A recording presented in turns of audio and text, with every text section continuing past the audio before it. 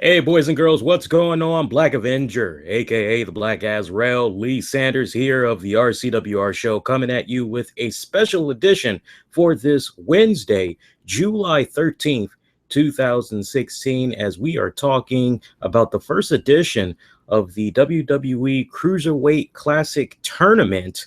As this is going to be a 10-week series that's going to be going down. This had came on exclusively on the WWE Network. For those of you that have not yet signed up for the WWE Network, depending on where you reside, maybe there is some type of a free trial going on where you could try out the network for a week, 2 weeks, or maybe the entire month. So check up on that, read up on it online. If there is no special promotion that's going on, just know that you can stop by GameStop, Walmart, your local retailer. 9 times out of 10, you can actually buy a subscription, $10, or you can get a 3-month trial for the WWE Network. I believe that's like under $60. But I got to tell you, very rare do I get extremely excited about something, let alone a WWE show. And it's been a really good long minute since I've been excited about something produced by the WWE. Aside from NXT, NXT has its moments, but I think we all can be in agreement, even the hardcore NXT fans, that there's some episodes on some weeks that NXT just kind of feels a little blasé. Not bad, but just a little average. But I gotta tell you, I heard for weeks how this Cruiserweight Classic Series was coming about. And when the announcement was made that Mauro Ranallo and Daniel Bryan were going to be providing color commentating, I couldn't help but go, my God, just on paper alone, that sounds like a really good damn winning combination. I'm also thinking about how we had last saw Daniel Bryan when he was one of the judges for Tough Enough. So I'm kind of factoring in how much I liked him on there. I could only imagine how he would be commentating during this Cruiserweight Classic series. I really wasn't sure what to expect as far as the commentating and all that goes. So I went into this with an open mind, just basically expecting the unexpected. And I have to tell you, just from the moment go, when you see the graphic that comes up, and it's a really cool graphic that comes up with the whole proper introduction and all that for this tournament series, as it kind of has like a Mortal Kombat Injustice, the video game vibe. Anybody that has played those respective games, you know exactly what I'm talking about. But it was like really awesome the way that they had the graphics all set up, and then you had like a brief narration provided by Triple H. And then they went with some of my favorite colors to basically represent this Cruiserweight series, from the Titantron area to the ramp right on down to the ring. They used a nice combination of purple, somewhat hot pink, hot violet. I was like, oh, you guys won me over with the color scheme, let me tell you. But the commentating team of Mauro Ranallo and Daniel Bryan, before they even got to call the first match, it just felt so smooth. It just felt so very organic. Nothing felt forced. Nothing felt robotic whatsoever. It was like, wow, this is quite pleasant. Right down to the introduction of the bracket. Now, I know at this point, this series was taped weeks in advance. You browse around online, you can actually find out the results for a lot of these matches. We're keeping it spoiler free for you guys, and I promise you all, when you leave your comments down below, I'll definitely be on top of those that maybe want to kind of spoil the fun for you guys a little bit, and I'll make sure that we don't give away any spoilers. So if you haven't watched the series at this point, and you're planning on, just know I'm going to be talking about the results for what we had saw for this first edition that aired tonight. So I'm giving fresh live reaction off of that as a result. Let's go ahead and jump right into it. Also, we got to give a shout out to Corey Graves. Corey Graves, I don't think I mentioned it. If I did, forgive me for repeating it again, but we had saw him introduce the bracket, and it's nice to see that Corey Graves is like getting involved in like all the like coolest mainstream things that's basically going to have a lot of people talking throughout social media as far as like WWE shows and all that. I'm really glad that they were able to bring him in on this as well, because honestly, I just thought it was just going to be straight up Daniel Bryan, Mauro Ranallo. Let's get to the results for this first edition. We had saw, I might pronounce some of these names wrong. It's going to take me some time to pronounce them, so bear with me, guys. But we had saw Gran Metalik take on Alejandro Saez, and this was pretty much one of those type of matches where it was pretty much about strong style versus lucha libre.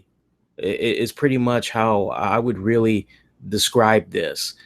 We saw Alejandro Saez, who honestly, to me, when I first saw him, I thought, oh, snap, it's Kyle O'Reilly from Red Dragon. And then I had to kind of do a double take because I was like, wait a minute, he looks a little bit off. And then once they showed his name, I was like, oh, wow. So I don't know how many other people saw this guy and thought Kyle O'Reilly.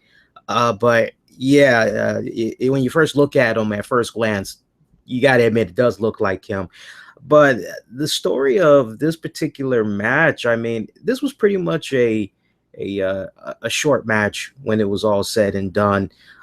We had saw Saez. He really was just coming in with strong style, a lot of power moves, and it wasn't what I was expecting from the young man. I actually thought he was going to be doing a lot of, not necessarily lucha libre, but I thought he was definitely going to be going in with a nice strong style of technical wrestling, and I really wasn't seeing that with regards to this matchup. But I tell you what, this guy, how serious he was to want to participate in this tournament, and I got to give him a lot of props, as well as some of the other participants in this event.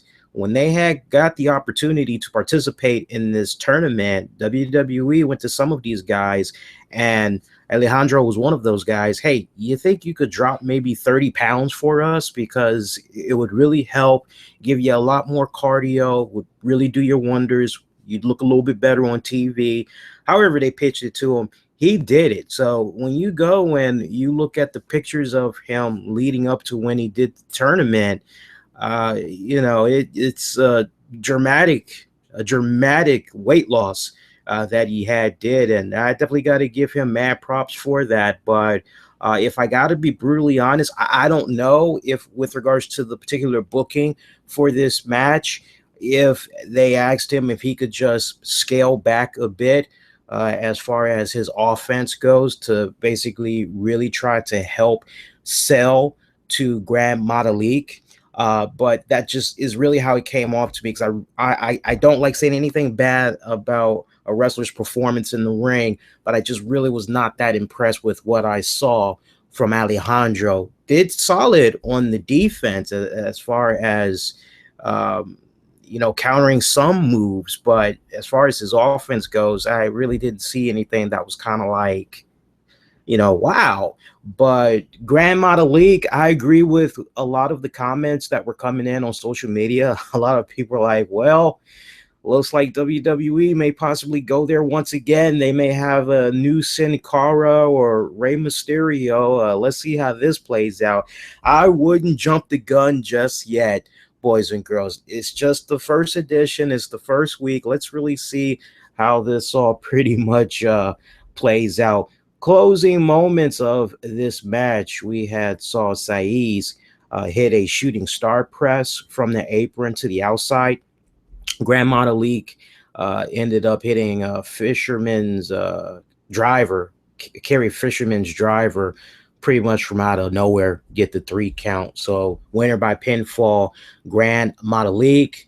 Second match we go to now, and bear in mind there was only 3 matches that we had tonight on this edition. So yes, this is definitely going to be a very short reaction slash review show for you guys. Second match, we had Ho Lun take on Arya Daivari. And that last name should sound very familiar to you guys, as he is the younger brother of the Daivari that was in the WWE at one point. That was the representative tag partner to the great Muhammad Hassan. Oh, the glory days in WWE. I can't help but wonder on a side note sometimes how that Muhammad Hassan Daivari gimmick would work in today's WWE product. I would imagine there's had to be like a lot of restrictions, or do you really just kind of just go all in? Do you cash all in and go there? I mean, I can't help but think about what was going on years back when Sergeant Slaughter had turned his back supposedly on America, and he hooked up with the Iron Sheik and all that. Remember those days? Yeah, the good old days. But storytelling at its finest. Ho Lun. I tried so hard not to laugh my butt off when I was hearing this name, but I couldn't help but chuckle.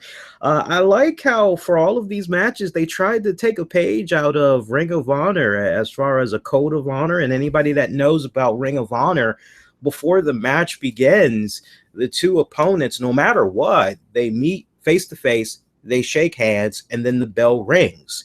So we didn't see that go down for this second match. First match, yes, but we didn't see it go down for this one, as Daivari refused to shake the hand of Ho Lun. So it was pretty much established right then and there, as the bell was getting ready to ring, that, all right, you as the fan need to be booing Daivari for that act that he did, because he's not showing any honor whatsoever. And right after that, we had Ho Lun and Daivari. They pretty much tore it up. Nice crowd reactions really towards both guys. Not really so much in the first match. Really wasn't anything quite there. Maybe more for Grand Metalik, but really kind of quiet for the most part. Not in a bad way quiet, but it was definitely, with this second match, the crowd really started to come alive. I was quite taken back at the Ho Lun chants, as it was kind of similar to how they did it for Ole, Ole, Ole, Ole for Sami Zayn. We had pretty much saw in the closing moments, Lun hit Daivari with a swift kick, followed up by a really nice, well-connected super kick. He would then grab Daivari, deliver a German suplex, bridges for the cover, got the 3 count. So another victory via pinfall, Ho Lun. So you're keeping track right now. You know about your 2 participants that advanced. The third and final match for this week. Oh, actually, no. We had got 4 matches, didn't we, guys? I almost missed it there. We had got 4 matches. Our third matchup, my personal favorite, definitely one of 2 matches of the night. Really set the tone for what's to come of this tournament. Cedric Alexander taking on Clement Petate. So, Clement Petate is a student of Lance Storm's training academy there. So if anybody was paying attention and watching this match in particular, he definitely has a lot of Lance Storm in him, the way he wrestled. Man, I always think about guys that, and I said this on my podcast earlier this week, I had said that there's only a short list of wrestlers that could go in and physically put on a performance that makes you feel and believe that every single attack they're doing to their opponent, it's connecting and it hurts. And I remember bringing up Bret Hitman Hart. I mentioned Ric Flair. I also mentioned Lance Storm. And this was my first time seeing this young man, Clement Petate, in action. And I'd have to put him on that list as well, because especially as far as the young wrestler standpoint, these younger wrestlers that's coming up, It's a art that's really starting to become lost. One of just a little small details as far as in the WWE, not all of pro wrestling, but just with regards to the WWE product. Not everybody has that mentality like those other guys that I just made, really putting it in, making it look really, really good, paying attention to that fine detail and all. But Clement Petate representing the Lance Academy School very well. Cedric Alexander, I definitely got to give him a lot of props. He was in phenomenal shape. Anybody that was following him in his days in Ring of Honor, I mean, he was always in decent shape, but he wasn't as toned up. He wasn't as defined as he was in this Cruiserweight tournament series. And WWE, because I do recall him in a recent interview from some weeks back, talk about how the call about to participate in the tournament came. And they did ask him if he would be willing to lose about 30 pounds. And I tell you what, it did some serious good to him. Because now that I think about it, in his earlier years in Ring of Honor, he was definitely somewhat like almost he had that build that we saw him in tonight. Now that I really think about it, no, he didn't let himself go. He just got a little thicker. I think that's a nice way of saying it. Yeah, I think we all could be in agreement of that. He got a little bit thicker, but he showed up. He took this serious, and this was one of two matches of the night for me. This was just really fantastic. These guys just delivered a instant classic matchup. As far as I was concerned, damn good matchup right here. Closing moments, Petate had hit with a big, ugly discus clothesline that would make JBL go, by God, that was good, Cole. I mean, it was like that. I was like, damn, bullhammer clothesline. I was ready to hear the JBL cowbell rings for his intro and all that, because that discus clothesline was just ugly. And I got to give Cedric a lot of props the way he sold that. He did a nice just 360 flip as soon as that had connected. You thought maybe the match was over as Clement went in for the cover, but he only had got a 2 count. Alexander would make the comeback as he hit Clement with a back suplex, turned it into like a back suplex, back breaker, and he pretty much had got the 1, the 2, and the 3 to pick up the victory and advance to the next round of the tournament. So if you're keeping track so far, as far as your winners for this first week, you have Alejandro Saez, Gran Metalik, followed up by Ho Lun and Cedric Alexander. Finally, your main event for tonight, the international sensational Kota Ibushi taking on Sean I'm going to have a hard time pronouncing this one. Maluta. Hopefully I pronounced that right. If I messed up any of these names, don't beat me up too bad, guys. As we go along, I'll definitely have these names more polished off, all right? Again, I'm just giving spot-on reaction as the Cruiserweight series had wrapped up, so no preparation, just go live. Anything can happen. That's how we do it. Nothing is rehearsed. So hopefully you've been enjoying the show so far. I've been telling my listeners and anybody that has like a true appreciation for wrestling of all kinds, not just from one particular promotion, that if you don't know anything about Kota Ibushi, look him up and you'll understand why he is like one of the hottest free agents right now on the free agency market in professional wrestling. And he revealed in an interview he did a couple of weeks ago how Triple H had personally called him and wanted him to participate in this tournament. So just imagine that. Imagine getting a phone call from Triple H. You're a pro wrestler, right? And you get a call from Triple H and he wants you to be a participant in this tournament. How can you say no to that? You talk about a huge opportunity just being presented to you right there on the silver platter. I mean, literally, the opportunity just came about knocking on your door. You didn't even have to go that far. It pretty much had came to you. What are you going to do? You're going to seize the moment or what? So it was great seeing him in this. And some people, those that do follow their favorite independent wrestling promotions out there on the free market, some people may feel, oh, well, this guy should have advanced or this guy should have advanced. I think when it's all said and done, just support these guys no matter what. And also have in the back of your mind that even though it's not airing on like the USA Network or the Sci-Fi Network or whatever, just think about the number of WWE Network subscribers and then convert that into how many probably have the Twitters, probably have the Facebooks, the Instagrams that's going to be willing, after they see this tournament series, go out of their way to try to follow these guys. So when it's all said and done, the point I'm making is these guys are getting the proper exposure, especially when you throw in the WWE not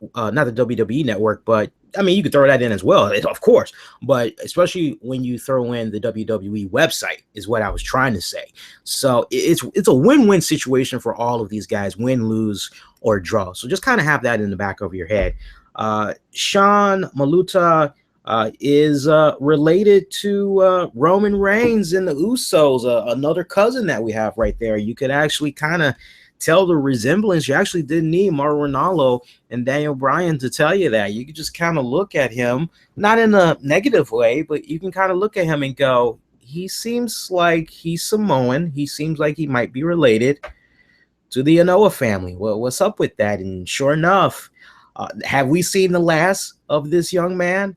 I honestly don't think so. WWE has had a long history with the Anoa family, just how DC Improv has had a long working relationship / friendly history with John Witherspoon. Okay, so and those of you in the DMV, you'll actually kind of get that, considering John Witherspoon is going to be at Improv this weekend. No, I'm not going, for those of you wondering. I went a couple of years back. I'm not interested in going again. Great main event match that we saw right here. Huge freaking pop for Kota Ibushi. This guy, I let it be no secret on my podcast several weeks back, as soon as I had heard about the brackets and I heard who all were the participants. I say, you know what, Kota Ibushi, I've got him basically winning the whole damn thing. And, as far as two runner-ups, honestly, I would have to say at this point, again, haven't seen the entire brackets, but right now, Kota Ibushi, Brian Kendrick, and who would be my third guy? I'd have to also mention maybe TJ Perkins. I've always been a big fan of TJ Perkins. Those would be my three guys, quite honestly. But great main event matchup that we saw between these two guys. Let's pick it up in the closing moments of the match right here. We saw Malta, who had recovered from a pill kick that connected very well from Kota Ibushi. He ended up hitting Ibushi with a super kick, tried to go in for the cover, was only able to get a 2 count. Really, really big upset right there. Ibushi would then enter in a series of reverses. He did a big kick to set up a last ride power bomb, get the 1, 2, 3. It's a really good matchup. It was a really, really good matchup. That was not the finish I was expecting as well. So if you guys are like keeping track, like for this first week, everybody won via pinfall. They did some type of move and they scored a pinfall. Nobody submitted just yet. Now, we did get a look at the updated brackets for next go round. Ibushi is going to be taking on Cedric Alexander in the second round. So that is going to be an instant classic without a doubt. Cedric Alexander taking on Kota Ibushi. I almost don't want to pick a winner from that one, man. But like I said, Kota Ibushi all the way. Before TJ Perkins, like before I even knew about this matchup between Kota Ibushi and Cedric, like right before we got to what am I trying to say? Like my original thoughts when I was looking at the participants, I originally had Cedric Alexander possibly going all the way as well. But once this episode came about, it was kind of like, well, damn, who do I go with now? So again, Kota Ibushi, Brian Kendrick, TJ Perkins, those would be my three guys. I wish Kyle O'Reilly was in this. I mean, I'm looking at the list again, and from what I'm able to see, there is no Kyle O'Reilly. That would have been something. Or Bobby Fish. I wish we would have had one of those guys in there. That really would have been freaking awesome. But man, a really great first edition. The production and all was really fantastic. And just an overwhelming response as far as the commentating to Mauro Ranallo and Daniel Bryan. A lot of people were just in unison that these guys really, really good. One of the tweets that I had put out there, which actually had got a favorite and a retweet from Mauro Ranallo himself, I actually had said the following here, trying to load it up on Twitter. And as I'm loading up, if you guys saw the tournament tonight, feel free to post your comments down below. And if there's some comments or some questions, I'll definitely address it right before we go off the air here in just a couple of minutes. But let me pull this up here. Laptop wants to act a little bit slow tonight, so bear with me, guys. First off, got to show some love to Missy Hyatt, because she definitely was feeling where I was coming from, because she put out her own respected tweet. She said, and I quote, "Less than one match in, and Mauro Ranallo and Daniel Bryan have so much credibility with their info and calling of the match versus the usual robots." As it stands right now, that got like 7 retweets and 20 favorites. That's a travesty, especially considering how long she's been in the business and all that. And she has a great, decent following. I need to see that number go up. So definitely go represent. She usually puts some pretty good tweets out there. As far as what I had said, of which Mauro Ranallo had retweeted, I basically had said Daniel Bryan and Mauro Ranallo are awesome together. D. Bryan is so smooth. More of this, please, WWE. And Mauro Ranallo had really appreciated that. So I'm hoping that when this series is all said and done, I don't know, maybe we can shake things up a little bit, especially on the SmackDown side of things. I know some people want to see Daniel Bryan possibly be announced as the SmackDown GM, but if I really want to shake things up with regards to SmackDown, I think Mauro Ranallo does a fantastic job at commentating, but Byron Saxton, yeah, he's coming into his own and all that, but I would like to maybe see him stick to Raw. Let Byron Saxton stick to Raw. Let him maybe help out with NXT from time to time as well, maybe like an every other week type of deal. But I would love to see the SmackDown color commentating team be consisted of Jerry Lawler, Daniel Bryan, and Mauro Ranallo. Now, of course, you got Jerry Lawler back in the fold and all that. So would Daniel really be able to shine the way that he's shining right now in this CWC series? That's a very good point. That's also something that we should all take into great consideration, or potentially why it might be a bad idea to see Daniel Bryan do color commentating for SmackDown. But he definitely, I must say, of all the things that was like a pleasant surprise, the commentating, number one, right down to the point where even if you've never seen any of these guys before in your entire life, the fact that Mauro Ranallo and Daniel Bryan connected the dots, they gave you a little bit of a backdrop on, you know, what these guys are about, where they come from and all that, any championships that they had obtained and other promotions. They name dropped those promotions, and they did it in a way where it didn't feel overwhelming. You had just got enough info okay, I know what this is about. Let's see how it plays out. So look forward to seeing the next several weeks of this tournament. And on that note, I'm just going to poke my head in the chat here. I'm assuming that we probably don't have any comments right now because it's a late Wednesday night. We'll probably get some feedback after this stream is over, but I'll definitely pop my head in the chat here real quick just to see if you all are saying anything, question or comment. And if not, I mean, hey, we did a solid 30 minutes just now. We can definitely go on ahead and wrap this up, call it a night. Let me just pull up the link here.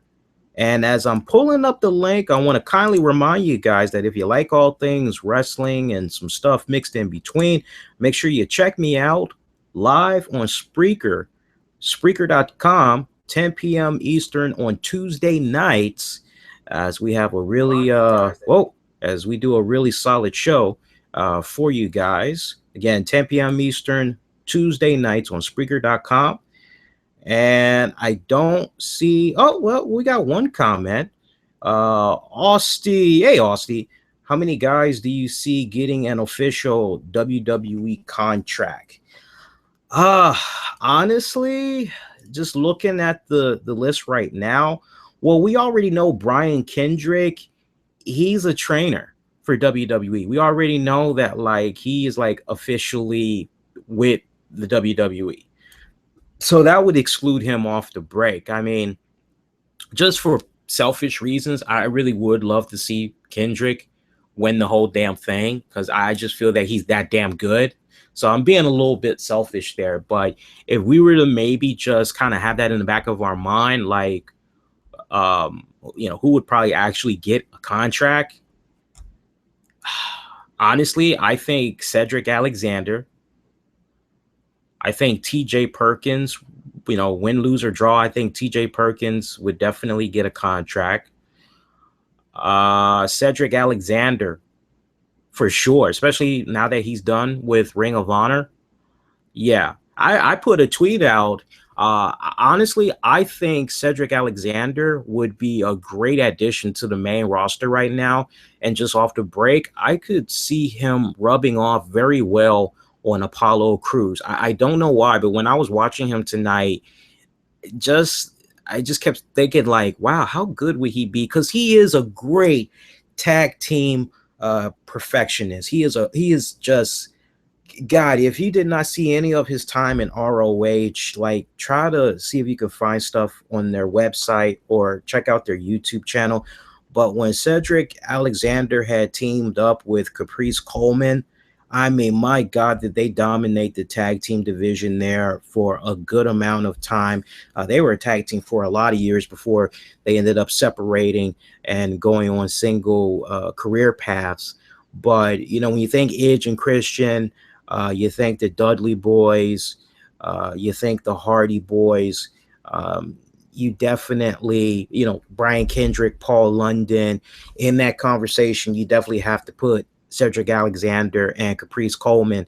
And I just, from me personally, I just feel that in a lot of areas, Apollo Crews isn't connecting that well with the fans. And he, at this point, needs to be paired up with somebody whose personality traits can rub off on him well, to the point that he's able to build upon that connection with the WWE fan base, because he's got the flashy moves. If you really think about it and you look at Apollo Crews' in-ring style, it's very similar to Cedric Alexander, with a couple of major differences.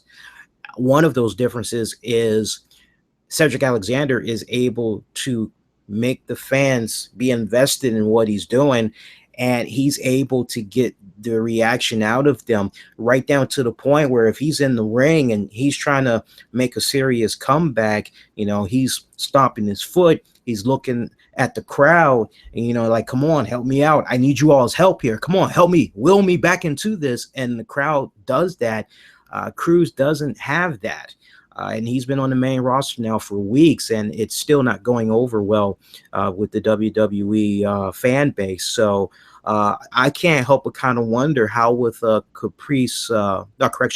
with a Cedric Alexander, I'd love to see Caprice Coleman in there. I really would. But I can't help but wonder how a Cedric Alexander pairing up with Apollo Crews would go. I think it would be really, really something, quite honestly. I think they both would be able to learn a little something from each other and go from there. And I got one more question. Oh, no problem. I don't mind answering these questions. No problem. I see there's one more, so let me refresh. I just got the notification on my phone, but I can't pull it up. I got to go through like some yin yang stuff just to pull it up here. So let's see the other question we got here. If I can pull it up. Fast question. Do you like Zack Ryder? Anybody that has listened, I don't recognize your name, Jose Ramon. That's interesting because I know a Ramon, so I know you're not that guy. But Jose, to answer your question, yes. Anybody that listens to the podcast on a regular basis, I've been at it since 2011. I've always given a lot of praise to Zack Ryder. It's just unfortunate that a lot of times he's in a position where it doesn't seem like powers that be don't want to really, I see what's going on with him right now, and I've been saying it for years. Touch and go, just kick back, wait and see how it unfolds, because the minute that Zack Ryder gets a big W, all of a sudden everybody's going, Zack Ryder's getting a push, Zack Ryder's getting a push, and it's kind of like, ease up on that. Just wait and see how everything comes about. So other than that, all right, guys, I think that's going to do it. For those of you that's going to be checking this out, as it'll now be on demand in just a few seconds, as we'll no longer be live. Love to hear from you if you saw the first edition of the WWE Cruiserweight Classic Series. So post those comments down below. I'm on Twitter at the RCWR Show. Facebook, Infinity One Productions. That's with an E, spell out one.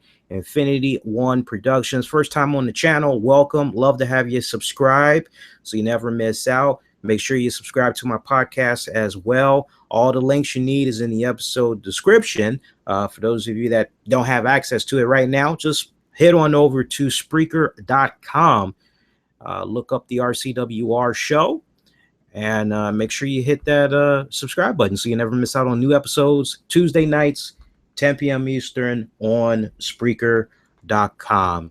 All right. And by the way, that is going to do it. I'm wishing all y'all to be safe. Most importantly, be kind to one another. One quick note. If you appreciated this, obviously you could tell I'm very energetic. I really had a lot of fun covering this. So if you appreciated my coverage and you would like me to do more of these as soon as they go off the air, since this is going to be a 10-week series, definitely give me a thumbs up. Pretty pleased with Sugar on Top. And definitely interact with me throughout social media. Let me know, even if you have like some constructive criticism you want to give me, like as far as ways to improve my coverage of this series for the next go round. I don't mind listening to that constructive feedback. Just all feedback in general is appreciated. Of course, as always, if you do a dislike, leave a comment. Let me know why you're disliking, because obviously something I said rubbed you the wrong way. So we just want to make sure that everybody has a really good time and understanding of what all is coming about when we cover this tournament for you guys. But let me know how I did for this first go round. All right, guys, be safe, be kind to one another. Everybody do take care.